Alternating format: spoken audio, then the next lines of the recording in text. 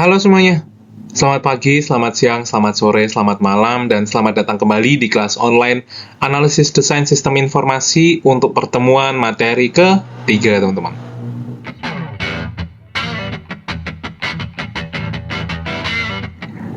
Di pertemuan kita yang materi ketiga ini, kita akan membahas terkait apa sih? Kita akan membahas terkait dengan yang namanya requirement, teman-teman.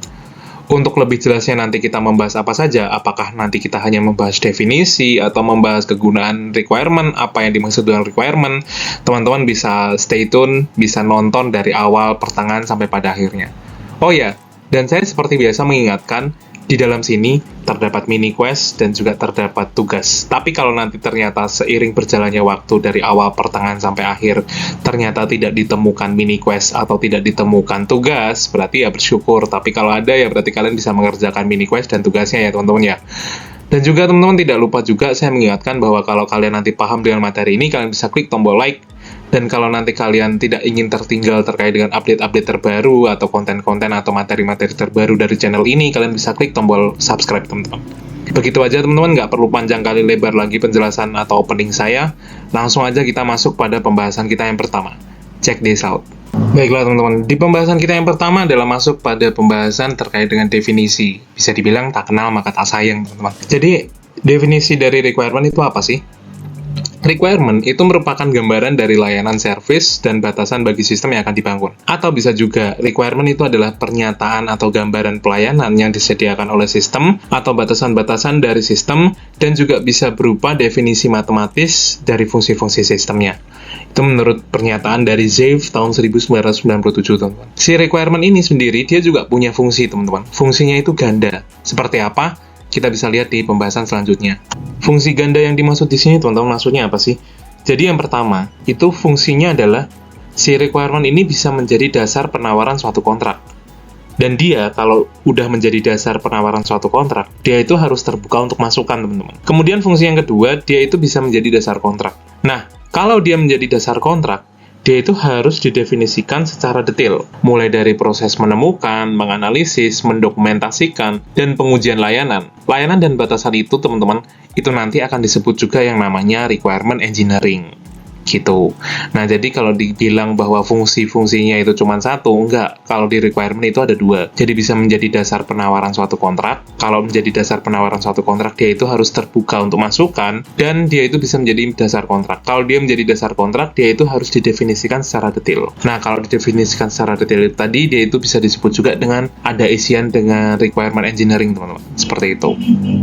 Oke, masuk ke pembahasan yang selanjutnya terkait dengan catatan-catatan kecil untuk requirement. Masuk pada pembahasan kita yang selanjutnya terkait dengan catatan-catatan kecil untuk requirement. Jadi requirement itu sebenarnya dia itu tidak hanya ditulis oleh pembangun, teman-teman, tapi juga ditulis oleh klien yang memesan software, atau sebelumnya itu ditulis sama klien yang akan pesan software, teman-teman. Klien ini dia menuliskan apa? Dalam bentuk apa sih? Dia itu menuliskan apanya itu tentang kebutuhannya. Dan biasanya, dia itu dalam bentuknya masih abstrak, teman-teman. Setelah kebutuhan itu tadi ditulis, dia itu diserahkan pada tim developer atau tim pembangunnya. Saat sudah ada persetujuan pembangun pun, kemudian menuliskan kemampuan sistem yang bisa dipahami oleh klien. Ini pun yang nantinya akan disebut dengan yang namanya requirement, teman-teman. Seperti itu. Jadi, mulai dari klien yang nulis, kemudian klien nanti itu biasanya masih abstrak, kemudian nanti dari pihak tim pembangunnya yang mengembangkan lagi atau menerima requirement itu nanti, kemudian dibangun sesuai dengan apa yang diminta, nanti minta persetujuan dari klien, kira-kira seperti ini nggak, cocok nggak? Itu yang disebut dengan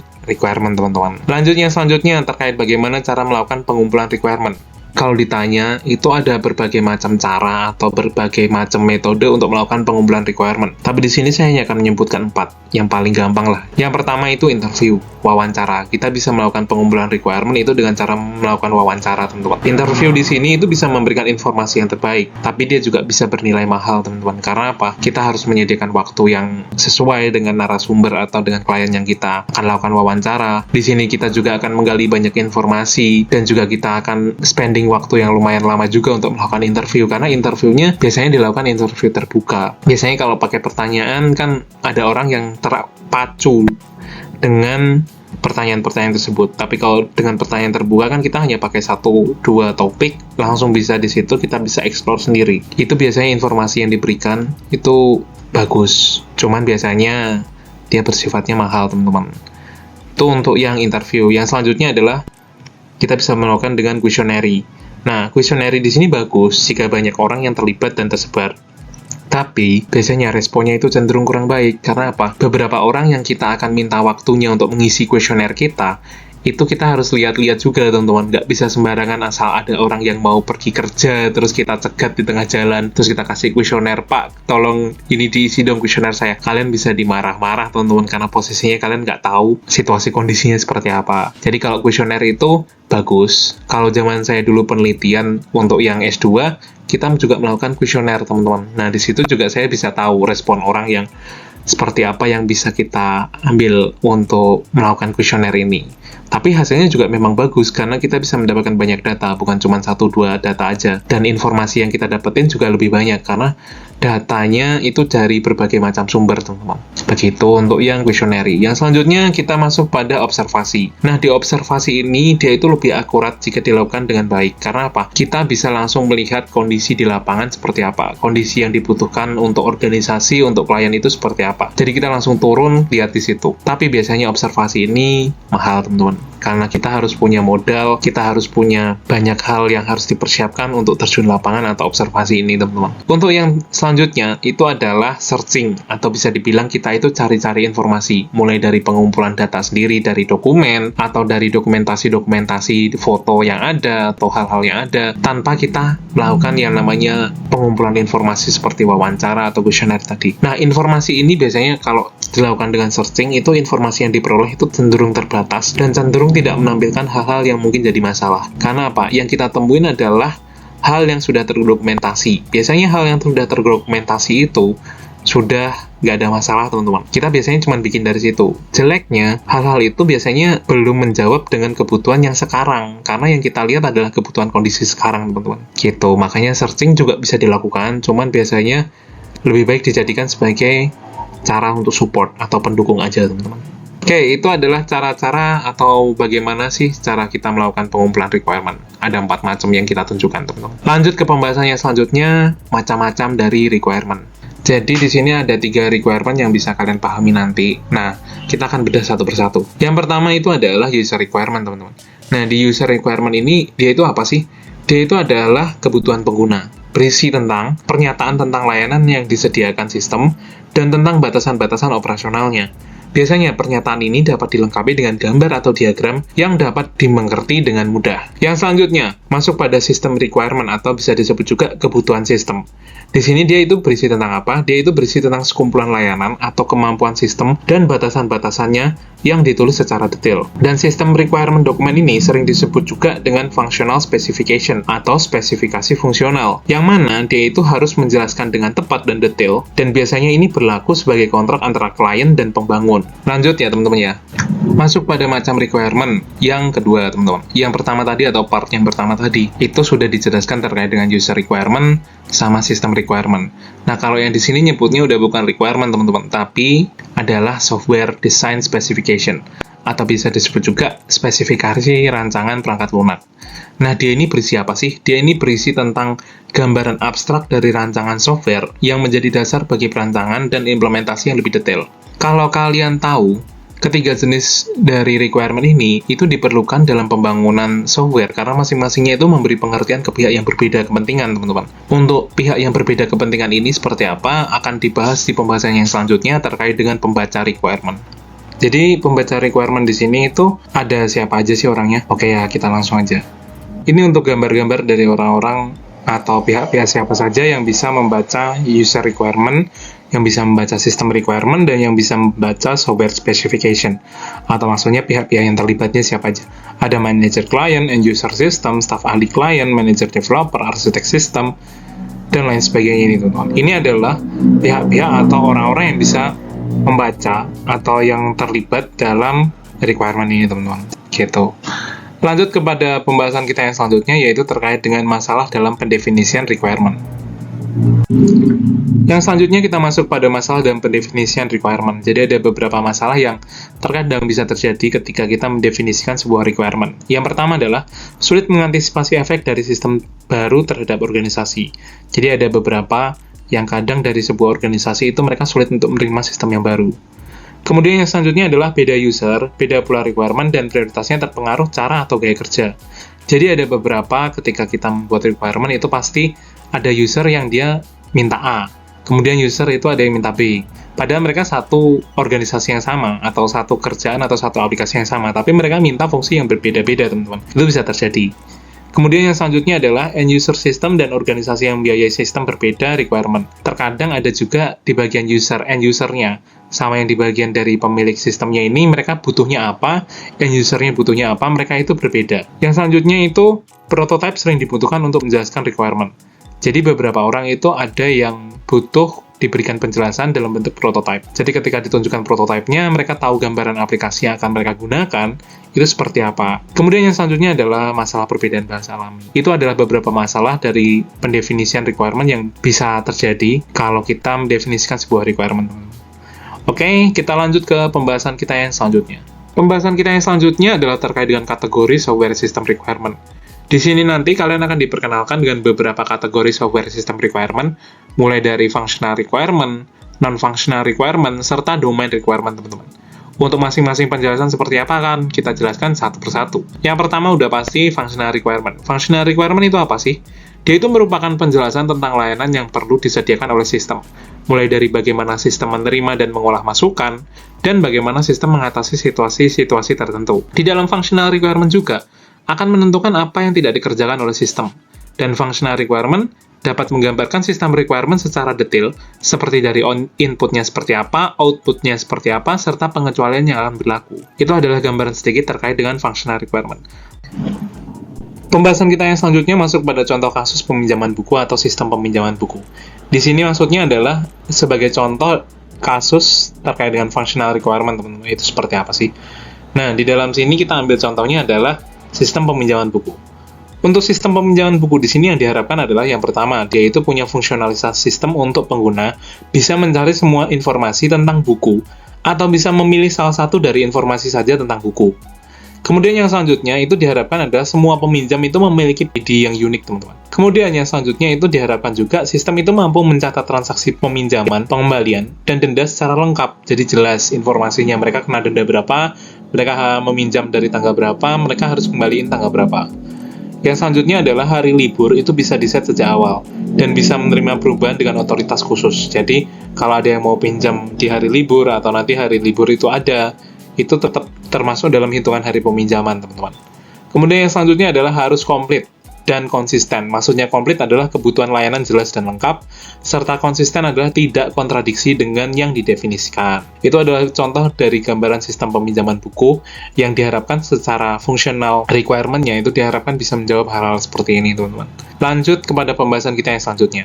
Pembahasan yang selanjutnya adalah masalah dalam menyusun functional requirement. Jadi jangan kira ya, teman-teman, ketika kita menyusun sebuah requirement atau functional requirement ini, kita itu tidak ada masalah juga. Nah, kalau di sini adalah masalah dalam menyusun functional requirement. Itu ada apa aja sih?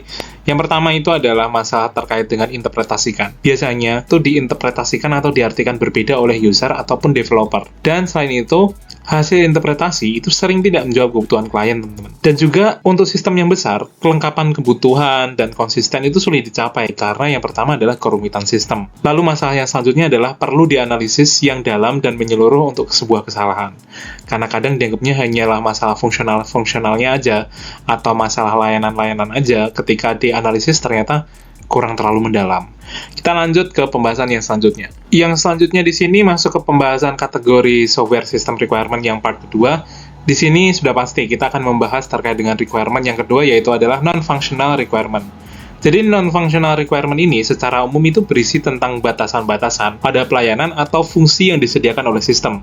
Termasuk di dalamnya adalah batasan waktu, batasan proses pembangunan, dan standar-standar tertentu. Untuk yang selanjutnya, kita akan membahas terkait dengan cakupan non-functional requirement itu apa aja. Oke teman-teman, berikut ini adalah cakupan dari non-functional requirement. Itu ada apa aja sih? Seperti ini gambarnya. Nah, kalau ditanya, teman-teman, itu nanti non-functional requirement ada berbagai macam. Fokusnya itu cuma 3 hal ini. Product requirement, organizational requirement, sama external requirement.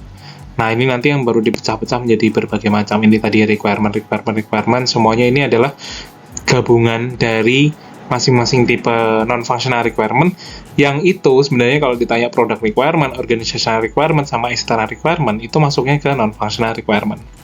Yang selanjutnya kita akan bahas adalah terkait dengan tipe-tipe dari non-functional requirement, terkait dengan product requirement, organizational requirement, sama external requirement. Langsung aja. Di sini ada 3 tipe dari non-functional requirement yang tadi kalian bisa lihat, teman-teman. Yang pertama itu adalah product requirement. Product requirement di sini berkaitan dengan apa sih? Dia itu berkaitan dengan kehandalan, kecepatan, kemudahan digunakan, kapasitas memori yang dibutuhkan, dan juga efisiensi sistem. Jadi itu adalah yang terlibat dalam si product requirement. Kemudian yang selanjutnya itu adalah terkait dengan yang namanya organizational requirement, teman-teman. Di dalam organizational requirement itu berkaitan dengan apa aja?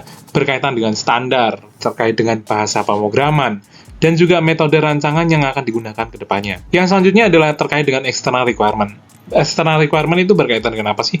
Dia berkaitan dengan masalah etika penggunaan, interoperabilitas dengan sistem lain, legalitas, serta juga privacy. Nah, ini adalah gambaran dari 3 tipe dari non-functional requirement. Lanjut ke pembahasan selanjutnya, teman-teman. Yang terakhir terkait dengan domain requirement. Pembahasan kita yang selanjutnya adalah terkait dengan kategori software system requirement part ketiga, yaitu si domain requirement. Domain requirement ini sebenarnya berasal dari mana? Dia itu berasal dari domain aplikasi sistem dan menggambarkan karakteristik sistem dan fitur yang mencerminkan domain. Dan kasus ini ada 2 hal, yaitu yang pertama harus understandability sama implicit. Nah, 2 masalah ini biasanya itu diperlukan ahli yang khusus untuk bisa memahami terkait dengan domain requirement. Paling gampangnya, contoh kasusnya si domain requirement itu adalah kayak gini, teman-teman. Karena masalah hak cipta, maka beberapa dokumen dalam perpustakaan itu tidak boleh diakses oleh orang lain yang tidak berhak. Gitu, itu adalah terkait dengan si domain requirement. Langsung aja kita lanjut ke pembahasan yang selanjutnya. Seperti yang sudah dijelaskan tadi ya, teman-teman ya. Di awal tadi kalian dijelaskan dulu terkait dengan macam-macam dari requirement, mulai dari user requirement, system requirement, kemudian setelah itu kalian dijelaskan terkait dengan kategori dari software system requirement, mulai dari functional, non-functional, serta domain. Nah, di sini kalian akan diperjelaskan satu persatu terkait dengan masing-masing requirement tadi. Si user requirement dulu. User requirement ini apa sih? Dia itu menggambarkan fungsional dan non-functional requirement yang dapat dipahami oleh pengguna atau user yang tidak memiliki latar belakang teknis yang cukup. Dan user requirement ini biasanya menjelaskan terkait dengan perilaku luar dari sistem, tidak secara teknis, karena itu perlu menggunakan bahasa alami atau bahasa-bahasa yang sederhana. Nanti akan ada beberapa contoh dari masalah dari menyiapkan si user requirement ini seperti apa. Masalahnya seperti apa sih? Biasanya terkait dengan bahasa. Bahasa alami kadang tidak cukup untuk menjelaskan atau membuat dokumen itu jadi sulit dibaca. Contohnya seperti apa sih maksudnya? Pengguna perpustakaan itu dapat mencari informasi tentang perpustakaan melalui form pencarian dengan mengetikkan kata kunci yang merupakan kata kunci dari judul buku, nama pengarang, atau nama penerbit. Nah, di sini bisa kalian baca ya, teman-teman ya. Penjelasan terkait dengan penggunaan bahasa alaminya di sini diketikkan semuanya. Mulai dari contoh, mengetikkan kata kunci yang berupa kata kunci dari judul buku, nama pengarang, atau nama penerbit. Itu kadang bisa membuat dokumennya itu kayak bingung, ini maksudnya gimana, seperti itu. Nah, untuk mengurangi masalah kesalahpahaman user requirement seperti ini, akan kita bahas di pembahasan yang selanjutnya. Baiklah teman-teman, masuk yang ke pembahasan selanjutnya, yaitu adalah beberapa cara untuk mengurangi kesalahpahaman user requirement. Yang pertama, kita bisa membuat format yang standar untuk penulisan. Jadi format ini nanti mengurangi hal-hal yang tidak perlu dan mudah untuk diperiksa kembali nanti. Yang selanjutnya adalah menggunakan bahasa yang konsisten, istilah-istilah yang konsisten, sehingga mudah diikuti. Kemudian yang selanjutnya adalah gunakan style seperti cetak miring, cetak tebal, untuk memberi kesan penting untuk beberapa istilah atau penjelasan. Dan yang selanjutnya adalah hindari istilah-istilah teknis komputer yang tidak dimengerti oleh user, karena kategorinya di sini adalah user requirement. Jika terpaksa menggunakan, buatlah daftar istilah dan artinya, sehingga mudah diikuti oleh user. Ini adalah beberapa cara untuk mengurangi kesalahpahaman terkait dengan user requirement. Oke, yang selanjutnya kita akan masuk pada si system requirement. Jadi system requirement ini apa sih? Dia itu merupakan deskripsi sistem yang lebih detail dari user requirement. Tapi di dalamnya itu masih berisi terkait dengan functional dan non-functional requirement. Kemudian di dalam requirement ini, itu bisa berlaku sebagai kontrak pembangunan sistem dan bisa terdiri dari beberapa macam model sistem, seperti model objek atau model data flow. Kemudian yang selanjutnya adalah sistem requirement ini menyatakan apa yang harus dikerjakan sistem, dan bukannya bagaimana sistem ini diimplementasikan. Jadi lebih ke arah bagaimana cara kerjanya dari sebuah sistem itu, bukan kayak oke ini nanti sistemnya akan diimplementasikan berapa hari, berapa lama, seperti itu bukan. Tapi lebih ke arah, oke sistem ini nanti akan bisa menggunakan fungsi ini, akan bisa menjalankan caranya proses ini, dan sebagainya, seperti itu. Kemudian sistem requirement itu, dia dapat digunakan bahasa yang lebih spesifik dan bersifat teknis. Contohnya itu menggunakan PDL atau Program Description Language. Contohnya kalian bisa pakai kayak gambaran, misal bahasa Inggris kayak start, kemudian nanti langsung klik apa, dan sebagainya, login, kemudian nanti input data, delete data, update data, seperti itu. Tapi bisa digambarin dalam bentuk flowchart, seperti itu teman-teman, agar dari bagian orang yang akan mengembangkan si sistem requirement ini, mereka tahu, oh yang dimaksudkan, yang diinginkan itu sistem akan berjalan untuk memproses fungsi ini, akan menjalankan proses-proses seperti ini, teman-teman. Itu yang dimasukkan di dalam si sistem requirement. Itu aja untuk terkait dengan gambaran dari sistem requirement sama dari gambaran user requirement. Yang selanjutnya di sini akan langsung masuk pada yang namanya dokumen requirement atau dokumen kebutuhan, teman-teman. Baiklah, yang selanjutnya adalah terkait dengan dokumen kebutuhan atau requirement dokumen, teman-teman. Jadi, si dokumen kebutuhan atau requirement dokumen ini apa sih? Dia itu merupakan pernyataan resmi dari apa yang dibutuhkan dari pembangun sistem, berisi definisi dan spesifikasi requirement, dan bukan dokumen desain. Jadi kalau dokumen desain itu udah beda lagi. Sebisa mungkin teman-teman, dia itu berupa kumpulan dari apa yang harus dikerjakan sistem, bukan bagaimana sistem mengerjakannya. Jadi bukan kayak prosesnya itu bagaimana yang dijelaskan, bukan, tapi lebih ke arah sistem ini nanti harus ngerjain apa sih, seperti itu. Nah, itu adalah sedikit gambaran terkait dengan dokumen requirement. Langsung lanjut kita ke pembahasan yang selanjutnya. Oke, yang selanjutnya di sini adalah sedikit penggambaran dari masing-masing pengguna dengan requirement dokumen itu seperti apa, teman-teman. Jadi ada sistem customer yang mana dia itu specify the requirement and read them to check that they meet their need. They specify changes to the requirement. Maksudnya apa? Di sini sistem customer itu dia menspesifikasikan kebutuhannya dan melakukan pengecekan. Kira-kira itu mereka udah nemuin sesuai dengan kebutuhan user atau belum sih? Seperti itu di sistem customer. Kemudian di manager. Di manager dia use the requirement document to plan a bit for the system and to plan the system development process. Maksudnya di sini dia itu menggunakan dokumen requirement itu untuk merencanakan nanti sistem pengembangannya seperti apa ke depannya, serta dia nanti itu melakukan penawaran, kira-kira sistemnya yang dimau seperti apa. Lalu untuk sistem engineers, di sini dia use the requirement to understand what system is to be developed. Maksudnya di sini adalah dia menggunakan si requirement dokumen ini untuk apa? Untuk memahami kira-kira sistem yang mau dikembangkan itu seperti apa. Kemudian si sistem test engineer, dia ngapain sih di sini dengan requirement? Dia di sini menggunakan requirement, use the requirement to develop validation test for the system. Maksudnya apa? Dia di sini menggunakan requirement untuk mengembangkan sistem tesnya itu, uji tesnya seperti apa untuk sistemnya. Kemudian si sistem maintenance engineer, si sistem maintenance engineer di sini dia use the requirement to help understand the system and the relationship between its part. Maksudnya dia di sini menggunakan si requirement itu untuk membantu memahami terkait dengan sistemnya itu seperti apa, dan juga memahami kira-kira hubungan-hubungan dari masing-masing elemen atau unsur di dalam si sistemnya ini ngapain. Itu adalah kegunaan si dokumen requirement itu, teman-teman. Yang selanjutnya kita akan bahas pada pembahasan selanjutnya. Langsung aja ya, teman-teman ya, terkait dengan dokumen kebutuhan itu sebaiknya seperti apa sih? Lanjut. Jadi untuk pembahasan kita yang selanjutnya adalah terkait dengan dokumen kebutuhan itu sebaiknya seperti apa. Jadi dokumen kebutuhan itu sebaiknya yang pertama adalah menjelaskan perilaku eksternal dari sistem. Dan selanjutnya, dokumen kebutuhan sebaiknya menjelaskan batasan pada implementasi. Dan juga, dokumen kebutuhan itu sebaiknya bisa mudah diubah, teman-teman, atau mudah dilakukan perubahan di dalamnya. Selanjutnya adalah dokumen kebutuhan itu sebaiknya bisa menjadi alat referensi untuk pemeliharaan sistem. Dan juga dokumen kebutuhan itu sebaiknya mencatat peringatan awal tentang siklus dari sistem. Dan yang terakhir adalah dokumen kebutuhan itu sebaiknya menjelaskan bagaimana sistem merespon hal-hal yang tidak biasa atau tidak normal. Jadi kalau ada bug-bug itu nanti bisa masuk ke dalam pencatatan si dokumen kebutuhan ini atau si requirement dokumen. Kita langsung lanjut ke pembahasan kita yang selanjutnya terkait dengan beberapa contoh. Selanjutnya di sini adalah pertanyaan yang fokus pada pengertian permasalahan, teman-teman. Jadi pertanyaan ini yang pertama contoh, menemukan yang membutuhkan software. Kita bisa menanyakan mulai dari siapa yang membutuhkan, kemudian siapa yang akan menggunakan solusinya, apa yang akan menjadi keuntungan dari solusi yang baik ini nanti, kemudian adakah sumber lain dari solusi yang dibutuhkan. Yang selanjutnya, pertanyaannya ada terkait dengan bentuk solusi yang diinginkan. Kira-kira bagaimana user mengkarakteristikkan suatu output sistem yang baik yang akan dihasilkan oleh solusi yang benar, kemudian masalah-masalah apa yang akan dicarikan solusinya, kemudian lingkungan solusi yang akan digunakan seperti apa, Dan adakah isu atau kendala khusus yang berdampak kepada solusi? Yang selanjutnya adalah efektivitas. Di sini adalah mendapatkan person yang baik, mendapatkan person yang benar atau berhak atas jawaban pertanyaan. Lalu apakah pertanyaan yang diajukan ini relevan dengan permasalahan? Dan adakah personal lain yang menambahkan informasi? Serta adakah hal lain yang perlu ditambahkan, teman-teman? Jadi ini adalah beberapa pertanyaan fokus, yang fokusnya itu pada pengertian permasalahannya, teman-teman. Jadi mulai terkait dengan pengertian permasalahan efektivitas, kemudian bentuk solusi yang diinginkan seperti apa, dan juga kira-kira yang membutuhkan software itu siapa. Itu adalah beberapa contoh aja gambaran terkait dengan pertanyaan-pertanyaan yang bisa fokus pada pengertian permasalahan. Lanjut pada pembahasan yang selanjutnya. Pembahasan yang selanjutnya juga masih terkait dengan contoh pertanyaan fokus, tapi kali ini pada implementasi studi kelayakannya. Jadi ada beberapa pertanyaan sih. Yang pertama, apa yang akan terjadi apabila sistem tidak diimplementasikan? Lalu kira-kira masalah proses apa yang ada? Dan apa yang dapat dibantu oleh sistem?